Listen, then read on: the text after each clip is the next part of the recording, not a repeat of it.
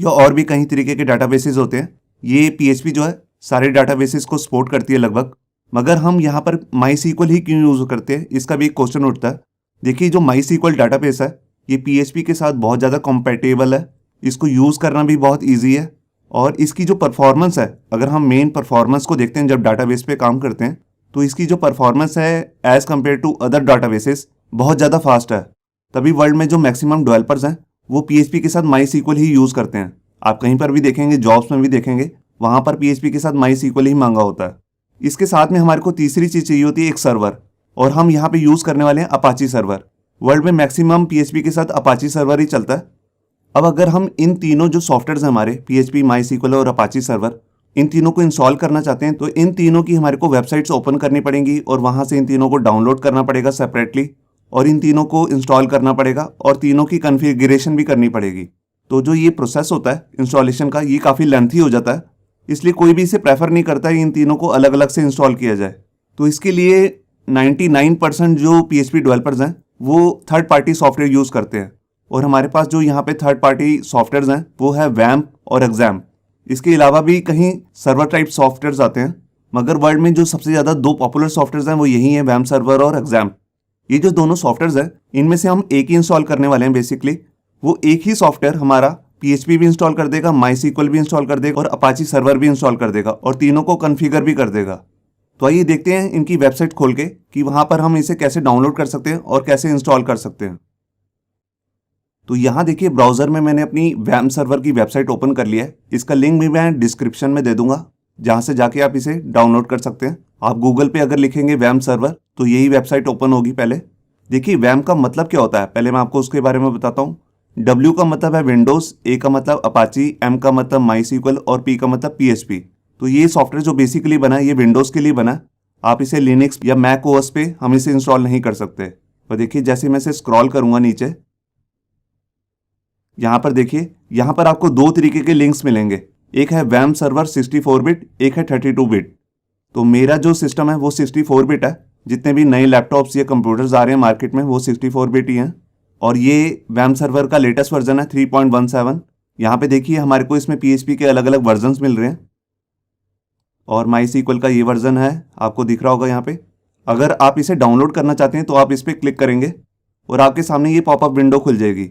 यहाँ से जाके आप इसे डाउनलोड कर सकते हैं, मगर मैं यहाँ पर आपको एक बात बताना चाहता हूँ कि उससे पहले आपको यहाँ पर यह हमारा विंडोज़ का एक अपडेट है, विजुअल स्टूडियो 2012 VC11। इसको ये माइक्रोसॉफ्ट का लिंक दिया हुआ है, यहाँ से जाके आप इसे डाउनलोड कर लीजिए और इसे इंस्टॉल कर लीजिए। उसके बाद ही आप इसे डाउनलोड कीजिएगा वैम्प सर्वर को। तो देखिए, मैंने इस पर क्लिक किया और आपके सामने यहाँ पे वेबसाइट खुल जाएगी सोर्स फॉग। यहाँ पर देखिए डाउनलोड अपने आप शुरू हो जाएगा। ये देखिए विंडोज़ ओपन हो गया। तो मैं इसे डाउनलोड नहीं कर रहा हूँ क्योंकि हम इस वीडियो सीरीज़ में एग्जाम करने वाले हैं। तो अगर आपको इसको डाउनलोड करना है तो आप इस पर भी काम कर सकते हैं। मैं बेसिकली इसी पे ही काम करता हूँ, वैम्प सर्वर पे। तो अभी मैं इसे कैंसिल कर देता हूँ। इसके बाद हम देखते हैं एग्जाम। ये देखिए, आप गूगल पे लिखेंगे एग्जाम तो आपके सामने यही वेबसाइट आएगी। मैं इसका लिंक भी आपको डिस्क्रिप्शन में दे दूंगा। यहाँ पे एग्जाम का क्या मतलब होता है, एक्स तो इसका मतलब कंपनी का नेम है कुछ, ए का मतलब अपाची, एम का मतलब मारिया डीबी, पी का मतलब पीएचपी और लास्ट वाले पी का मतलब है पर्ल। इसका मतलब जो ये सॉफ्टवेयर है ये पर्ल भी इंस्टॉल कर देता है और मारिया डीबी भी। क्योंकि हम इस वीडियो सीरीज़ में इसी को यूज़ करने वाले हैं तो हम यहाँ पर इसी को डाउनलोड करेंगे। यहाँ देखिए, आप नीचे थोड़ा स्क्रॉल करेंगे तो यहाँ पर तीन तरीके के आपको डाउनलोड दिखेंगे। सबसे पहले है विंडोज़ के लिए। अगर आप विंडोज़ पे प्रैक्टिस करने वाले हैं पीएचपी की तो आप इसे डाउनलोड करेंगे। अगर आप लिनक्स को यूज़ करते हैं तो आप इस सेकंड वाले डाउनलोडर को क्लिक करेंगे। अगर आप एप्पल के सिस्टम यूज़ करते हैं तो आप इस थर्ड डाउनलोडर को क्लिक करेंगे। यहाँ देखिए, हम विंडोज़ को यूज़ करने वाले हैं तो हम इसी वर्जन को डाउनलोड करने वाले हैं। यहाँ पे हमारे को पीएचपी का लेटेस्ट वर्जन मिलेगा 7.3.6। अगर आप इससे कोई पुराना वर्जन डाउनलोड करना चाहते हैं तो उसके लिए आप या तो नीचे आके स्क्रॉल करके इसे क्लिक कर सकते हैं, या ऊपर डाउनलोड में जाके यहाँ नीचे आकर ये पुराने वर्जन भी कुछ दिख रहे हैं आपको, इनमें से भी कोई आप डाउनलोड कर सकते हैं यहाँ पे। तो अभी मैं दोबारा से होम पेज पे चला जाता हूँ और हम लेटेस्ट ही डाउनलोड करने वाले हैं। मैं इस पर क्लिक करूँगा और यहाँ पर कुछ सेकंड में आपके सामने एक पॉपअप विंडो खुल जाएगी, जहाँ से जाके आप इसे डाउनलोड कर सकते हैं सेव करके। मैंने ऑलरेडी इसे डाउनलोड करके रखा हुआ है तो मैं कैंसिल कर देता हूँ। इसको डाउनलोड होने में कुछ टाइम लगेगा क्योंकि ये 148 MB का है। तो आइए देखते हैं अब हमने जहाँ पर इसे डाउनलोड करके रखा हुआ है कैसे इसे इंस्टॉल करना है। यहाँ पर देखिए हमने वही फोल्डर अपना ओपन कर लिया लर्न PHP जिसके अंदर हमने इसे डाउनलोड किया है। अब मैं इस फोल्डर पे डबल क्लिक करूँगा तो देखिए यहाँ पर आपके सामने एक वार्निंग खुलेगी। ये वार्निंग कुछ ज़रूरी नहीं है तो आप इस पर ओके कर दीजिए। ऐसे कहीं वार्निंग बीच में ओपन होंगी तो आपको उसके लिए कोई टेंशन नहीं लेनी है, बस आप उस पर ओके पे क्लिक करते जाना। तो देखिए यहाँ पर हमारे सामने एक सेटअप विंडो ओपन हो चुकी है और यहाँ पर हम नेक्स्ट पे क्लिक करेंगे। ये देखिए अब हमारे सामने यहाँ पर कंपोनेंट्स आ जाएंगे जो हम इंस्टॉल करने वाले हैं। अगर आप इसमें से कोई अनचेक भी करना चाहते हैं तो आप कर सकते हैं। तो देखिए मैं इसमें से टॉमकैट हटा देता हूँ। टॉमकैट जो होता है बेसिकली जावा की फाइल्स को रन करने के लिए होता है, तो मैं अननेसेसरी जो लोड है सिस्टम पे हटा रहा हूँ और सब कुछ लगे रहने देता हूँ। पर्ल भी अगर हटाना चाहता हूँ तो हटा दूंगा, मगर अभी लगे रहने देता हूँ। मैं नेक्स्ट कर देता हूँ और ये देखिए ये C ड्राइव के अंदर इंस्टॉल होगा। आप किसी और ड्राइव में भी कर सकते हैं इसे। यहाँ पे मैंने इसे नेक्स्ट किया, फिर से नेक्स्ट और लास्ट में यहाँ पे नेक्स्ट पे क्लिक किया तो इंस्टॉलेशन शुरू होगी। तो जो ये इंस्टॉलेशन का प्रोसेस है ये थोड़ा लेंथी है, तो अभी मैं वीडियो को पॉज कर देता हूँ और जैसे इंस्टॉलेशन पूरी हो जाएगी तो मैं आगे कंटिन्यू करूँगा। और यहाँ देखिए हमारी इंस्टॉलेशन जो है कंप्लीट हो चुकी है। यहाँ पे आपको दिखा रहा है, यहाँ पर एक मैसेज आ रहा है, do you want to start the control panel now. अगर आप अभी PHP पे काम करना चाहते हैं तो इस पर चेक रहने दीजिए और यहाँ पे फिनिश पे क्लिक कर दीजिए। फिनिश पे क्लिक करने के बाद आपके सामने यहाँ पर लैंग्वेज की ऑप्शन आ जाएगी। यहाँ पे 2 तरीके की ऑप्शन आ रही है। बेसिकली हमारे को यहाँ पर इंग्लिश लैंग्वेज कोई चूज़ करना है तो उसके लिए यहाँ पर अमेरिकन फ्लैग आ रहा है, तो मैं उसी पे चेक रहने देता हूँ और यहाँ पे सेव पे क्लिक कर देता हूँ। और यहाँ देखिए हमारे सामने कंट्रोल पैनल ओपन हो चुका है। ये एग्जाम का कंट्रोल पैनल है। यहाँ पर देखिए लेफ्ट साइड में आपके पास सारे सॉफ्टवेयर की ऑप्शन आ रही है जो एग्जाम के अंदर इंस्टॉल हुए हैं, अपाची, MySQL, फाइलज़िला, मर्करी और टॉमकैट। तो टॉमकैट तो हमने इंस्टॉल नहीं किया था तो उसकी सारी ऑप्शन डिजेबल्स आ रही है यहाँ पे। तो हमारे को सिर्फ 2 में ही काम करना है, अपाची और MySQL में। तो उसके लिए मैं इसको स्टार्ट कर देता हूँ। पहले मैं अपाची को स्टार्ट करूँगा, उसके बाद मैं MySQL को स्टार्ट करूँगा। और यहाँ देखिए यहाँ पर लाइट ग्रीन करके लाइट्स आ चुकी है यहाँ पे। इसका मतलब है कि ये प्रॉपर रन हो चुके हैं। अब मैं बात उनके लिए कर रहा हूँ जिनके लिए ये यहाँ पर ग्रीन नहीं होते, तो उनको क्या करना है, हो सकता है उनको कुछ दिक्कत आए। अगर कोई स्काइप यूज़ करता है इसके इंस्टॉलेशन में तो मैं उनसे कहूँगा कि स्काइप को पहले अनइंस्टॉल कर दे, उसके बाद ही एग्जाम को इंस्टॉल करें। क्योंकि स्काइप और एग्जाम सर्वर या वैम सर्वर ये सारे ही 80 पोर्ट को यूज़ करते हैं। यहाँ पे आपको दिख रही होगी 80 पोर्ट आ रही है। या हो सकता है स्काइप के अलावा भी कोई दूसरा सॉफ्टवेयर हो आपके सिस्टम में जो 80 पोर्ट को यूज़ कर रहा हो, तो उनके लिए मैं एक सोल्यूशन बता रहा हूँ। तो आप यहाँ पे अपाची वाली लाइन में ही कॉन्फ़िग नाम का एक बटन है, उस पर क्लिक कीजिए और यहाँ पे सबसे ऊपर आएगा http.conf, इस पर क्लिक कर दीजिए। आपके सामने एक नोटपैड की फाइल ओपन हो जाएगी। इस फाइल को थोड़ा सा आप स्क्रॉल करेंगे तो यहाँ पर देखिए यहाँ पर लिखा होगा लिसन 80। ये पोर्ट का नाम है, मतलब कि इसको कौन सी पोर्ट को लिसन करना है, 80 नंबर की पोर्ट को। तो इसको आप कर दीजिए 8080 कुछ इस तरीके से, और ऊपर भी यहाँ पर 8080 कर दीजिए और फाइल को सेव कीजिए। और यहाँ पर आकर अपाची को स्टॉप करके दोबारा से आप स्टार्ट कर दीजिए, तो आपकी प्रॉब्लम जो है वो दूर हो जाएगी। तो अभी मैं HTTP जो कॉन्फ़िग फाइल है उसमें जाके दोबारा से रीडो कर देता हूँ। यहाँ पे आके मैं 80 कर देता हूँ और यहाँ पर भी 80 कर देता हूँ। मैं फाइल को सेव किया और इसको बंद कर देता हूँ। तो देखिए हमारा अपाची और MySQL जो सर्वर है ये प्रॉपर रन हो रहा है।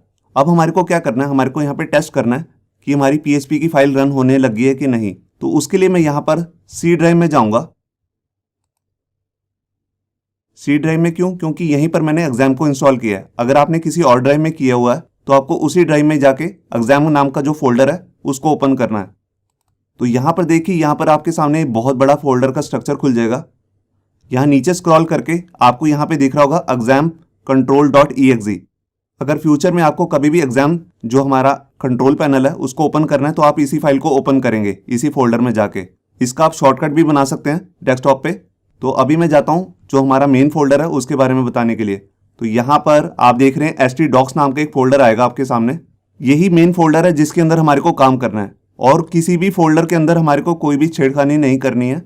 तो मैं इसी फोल्डर को ओपन करता हूँ। ये देखिए हमारे सामने यहाँ पर एक नया डायरेक्टरी स्ट्रक्चर ओपन हो जाएगा, आपको दिख रहा होगा यहाँ पे। तो यहीं पर आपको अपनी PHP की फाइल रखनी है। तो उसके लिए सबसे पहले आपको यहाँ पर एक नया फोल्डर बना लेना जिसपे आप अपनी PHP की फाइल्स रखेंगे। यहाँ पर ओपन ना रखना क्योंकि सारी फाइल्स जो हैं वो हौच पौच हो जाएंगी, इसलिए मैं यहाँ पर एक नया फोल्डर बना लेता हूँ और उसका नाम रख देता हूँ लर्न PHP। ये देखिए मेरा फोल्डर बन चुका है। मैं इसके अंदर जाकर ही अपनी PHP की फाइल को रख सकता हूँ। तो अब मैं एडिटर को खोल के एक PHP की फाइल बना लेता हूँ और आपको टेस्ट करके दिखाता हूँ कि वो चल रही है कि नहीं। तो यहाँ पर देखिए, यहाँ पर मैंने अपना एटम एडिटर जो है वो ओपन कर लिया और यहाँ पर ऊपर जाके मैं फाइल में ओपन फोल्डर कर लेता हूँ और यहाँ पर मैं C ड्राइव को ओपन कर लूँगा पहले। उसके बाद मैं एग्जाम नाम का जो फोल्डर है हमारा सबसे नीचे, इसको ओपन करूँगा। यहाँ पर आपको फोल्डर ढूंढना है htdocs। ये देखिए यही मेन फोल्डर है जिसके अंदर हमारे को काम करना है। ये फोल्डर ओपन करने के बाद मैं अपना वही फोल्डर ओपन कर लेता हूँ, लर्न PHP। यहाँ पर मैं सिलेक्ट फोल्डर कर लूँगा और ये देखिए हमारा फोल्डर जो है वो ओपन हो चुका है। ये बिल्कुल खाली है इस समय, तो मैं इस पर राइट क्लिक करके एक न्यू फाइल बना लेता हूँ। मैं फाइल का नाम रख देता हूँ first.php। यहाँ पे आपको ध्यान रखना है, जब आप PHP की फाइल बनाएंगे तो उसकी एक्सटेंशन जो है वो .php ही रखनी है। वैसे मैं इसके बारे में आपको डिटेल में बताऊंगा नेक्स्ट ट्यूटोरियल में। यहाँ पे मैंने एंटर किया और ये हमारी फाइल बन चुकी है। अब मैं यहाँ पर आकर अपना एक PHP का कोड लिख लेता हूँ। अभी कोड को आपको समझने की ज़रूरत नहीं है, सिर्फ ये मैं आपको टेस्टिंग के लिए दिखा रहा हूँ। और मैं यहाँ पर लिख लूँगा ग्रेटर देन का साइन, क्वेश्चन मार्क, उसके बाद PHP। ये PHP का स्टार्टिंग टैग है। इसके बाद मेरे को एंड टैग लगाना है। यहाँ पे मेरे को PHP नहीं लिखना है और यहाँ पे मैं लिखूँगा इको और इसके अंदर एक मैसेज दे देता हूँ, हेलो एवरीवन। ये मैंने एक बेसिक सा मैसेज प्रिंट करने के लिए प्रोग्राम लिख लिया है। अब मैं इस फाइल को सेव कर देता हूँ। इसके बाद मैं अपना ब्राउज़र ओपन करूँगा और यहाँ पर आकर मेरे को एक स्पेशल चीज़ लिखनी है जिसका नाम है लोकल होस्ट। ये देखिए मैंने लोकल होस्ट लिख के जैसे एंटर किया तो ये अपने आप आगे आप देख रहे हैं डैशबोर्ड लिखा आ गया। और यहाँ देखिए ये एग्जाम के लोकल होस्ट का कंट्रोल पैनल है, आप देख रहे हैं। और यहाँ पर ऊपर कुछ लिंक्स भी आ रहे हैं। आप इसको ओपन करेंगे तो आपका PHP MyAdmin खुल जाएगा, जहाँ से जाके आप MySQL के डाटाबेस को हैंडल कर सकते हैं। इसके साथ में एक लिंक है PHP Info, जिसको खोल के आप यहाँ पे PHP की इंफॉर्मेशन देख सकते हैं कि हमने जो एग्जाम इंस्टॉल किया है उसके अंदर हमारी PHP की कौन कौन सी कमांड इनेबल है और कौन कौन से डिजेबल्ड। तो अभी के लिए मैं इसको छोड़ देता हूँ और यहाँ पर लोकल होस्ट के बाद मैं स्लैश लगाऊंगा और यहाँ पर अपने फोल्डर का नाम लिखूंगा जिस फोल्डर में मैं काम कर रहा था। तो हमारा फोल्डर का नाम है लर्न PHP। मैं इसको एंटर मारूंगा और यहाँ पे देखिए ये हमारा डायरेक्टरी स्ट्रक्चर पूरा खुल जाएगा उस फोल्डर का। वहाँ पर एक ही फाइल पड़ी हुई है first.php। मैं इसको ओपन करूंगा और ये देखिए यहाँ पर हमारा वो मैसेज डिस्प्ले हो गया। इसका मतलब जो PHP की फाइल है वो प्रॉपर वर्क कर रही है और यहाँ पर हमारी एग्जाम की जो इंस्टॉलेशन है वो पूरी कंप्लीट हो चुकी है। तो यहाँ पर जाते हुए मैं आपको एक इंपॉर्टेंट बात दोबारा से बताना चाहता हूँ। जब भी आपको PHP में काम करना है तो सबसे पहले आपको एग्जाम सर्वर ओपन करना है। उसके बाद आपको अपाची और MySQL को ऑन करना है, यहाँ से स्टार्ट करना है मतलब। उसके बाद आप कहीं पर भी एडिटर में जाके PHP का कोड कर सकते हैं और उसको चेक करने के लिए आपको यहाँ पे लिखना है ब्राउज़र की स्क्रीन पे आके लोकल होस्ट। PHP की फाइल्स को आप सीधा डायरेक्टली ओपन नहीं कर सकते। जैसे मान लीजिए आपने कहीं पर रखी हुई D ड्राइव में, आप उस फोल्डर का स्ट्रक्चर रख के यहाँ पे खोल नहीं सकते PHP की फाइल्स। आपको उसको किसी न किसी होस्ट पे ही चलाना पड़ता है। तो उसके लिए मैंने यहाँ पर लिखा है लोकल होस्ट, क्योंकि जो हमारा वैम या एग्जाम सर्वर होता है वो लोकल होस्ट पे चलता है। तो हम पहले लिखेंगे लोकल होस्ट, उसके बाद अपने फोल्डर का नाम और लास्ट में जोन सी फाइल हमने ओपन करनी है।